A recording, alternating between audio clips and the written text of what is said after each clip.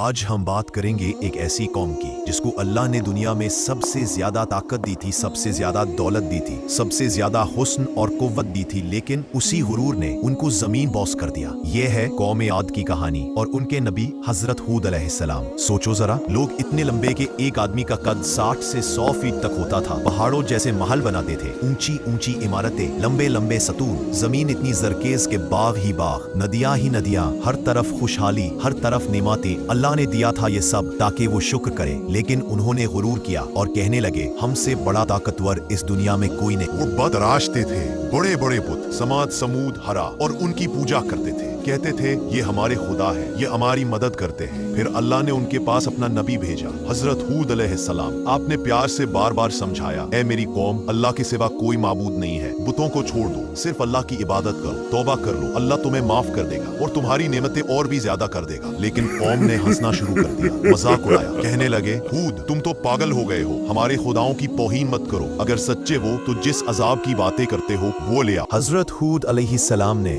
آنکھوں میں آنسو بھر کر فرمایا اب عذاب آ چکا ہے، اللہ کا فیصلہ ہو چکا۔ پھر اللہ کا حکم آیا، ہود علیہ السلام اور جو چند مومن تھے ان کو شہر سے نکلنے کا حکم ہوا، اور پھر آئی وہ ہوا، قرآن میں اس کا نام ہے ریحٌ عاقر، بنج ہوا، جو کچھ پیدا نہیں کرتی، صرف تباہی لاتی ہے۔ 7 راتیں 8 دن لگاتار وہ طوفان چلتا رہا۔ وہ جو دنیا کے سب سے طاقتور تھے ہوا کے سامنے بھوسے کے ذرے بن گئے، ان کے جسم ٹکڑے ٹکڑے، ان کے بلند محل زمین بوس۔